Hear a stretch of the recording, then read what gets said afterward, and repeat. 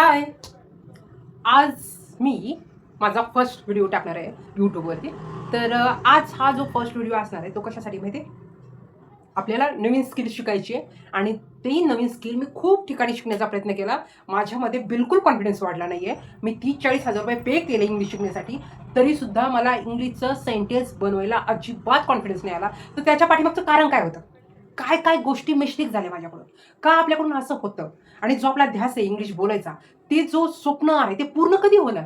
त्याच्यासाठी मी रोज YouTubeवरती छोटे-छोटे व्हिडिओ तयार करून टाकणार आहे आणि त्याच्यामध्ये एकच असणार आहे, आपल्याला सेंटेन्स बनवता येतात, तर मग आपण का लक्ष देत नाही? आपल्याला इंग्लिश खूप भारी बोलायचं आहे. खरं सांगू?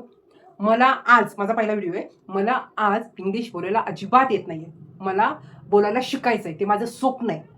म्हणून मी आजपासून छोटे-छोटे व्हिडिओ करायला टाकणार आहे. काय होतं, आपण मोठ्या-मोठ्या ब्रँडच्या ठिकाणी क्लास लावतो आणि क्लास लावल्यावर काय होतं माहिती आहे का? त्या सगळ्या स्टुडंटला पाहून आपल्याला स्वतःला कमीपणा वाटतो आणि मग आपल्याला जर येत नाही असं मॅडमनं म्हटलं, तर बाकीचे आपल्याला हसतील. ह्या विचारात आपल्याली जी सुरुवातीची जी पायरी आहे ना, तिथे जिथे म्हणतात ना कंबर आपली गळून गेली, ते वरचा गड आपण फक्त जिंकल्यासारखा दाखवतो. म्हणजे 3 महिन्याचा, 4 महिन्याचा, 6 महिन्याचा क्लास जरी कंप्लीट करीत असलो ना, तरी आपल्याला तो कॉन्फिडन्सच मिळत नाही. तर तोच कॉन्फिडन्स मिळण्यासाठी स्वतःला मी 100 डेजचा एक चॅलेंज दिलंय आणि ते मी स्वतः एक्सेप्ट केलंय. तुम्हाला सुद्धा माझ्यासारखं चॅलेंज आवडत असेल तर स्वतःला द्या. वेळात वेळ जर भेटला तर नक्कीच माझा ही व्हिडिओ तुम्ही पाहत जा. छोट्या-छोट्या गोष्टी काय-काय मिस्टेक होत आहेत त्या गोष्टीकडे लक्ष देऊ. इंग्लिश बोलायला भारी शिकू, एकदम भारी शिकू. कारण आता आपल्याला असलं एकदम हाय लेव्हलचं शिकायचंच नाही. आपल्याला छोटे-छोटे सेंटेन्स का लक्षात राहत नाही, त्याच्या पाठीमागचं लॉजिक, त्याच्या पाठीमागची ट्रिक, ह्या गोष्टीकडे लक्ष द्यायचं आणि खूप छान इंग्लिश बोलायला शिकायचं. खरं सांगू? मी ज्यावेळेस बोलायला शिकत राहीन ना, त्यावेळेस तुम्हाला सुद्धा खूप आनंद होईल. तुम्ही सुद्धा विचार करता, की "अरे, ही सुरुवातीला कशी बोलत होती ना, आता कशी बोलते?"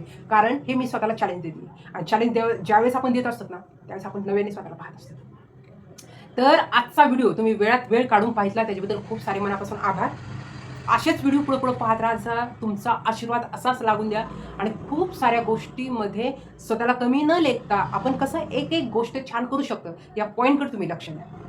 आणि खरं सांगू, आज जरी पूर्ण मी मराठी बोलत असले, तरी मी नक्कीच काही दिवसात तुमच्यासमोर इंग्लिशमध्ये बोलणार आहेच. हे स्वतःला मी चॅलेंज देते. त्याच्यामुळे उद्याचा जो व्हिडिओ असणार आहे, तो फर्स्ट चॅप्टर असणार आहे, की इंग्लिश बोलण्यासाठी काय-काय गोष्टीकडे लक्ष द्यायचं. एकदम छोटे-छोटे ट्रिक तुम्ही माझ्याबरोबर शिका. तर थँक्यू. वेळात वेळ काढून तुम्ही आजचा माझा पहिला व्हिडिओ पाहिला त्याच्याबद्दल खूप सारे मनापासून आभार. व्हिडिओ पाहत राहा. व्हिडिओ जर आवडला तर प्लीज लाईक करा, सबस्क्राईब करा. कारण हे तुमचं एक सबस्क्राईब आहे मला पुढे-पुढे घेऊन जाईल आणि माझ्याबरोबर तुम्हाला सुद्धा खूप साऱ्या गोष्टींचं म्हणजे आनंद पण होईल आणि नॉलेज पण तुमचं वाढेल. तर थँक्यू.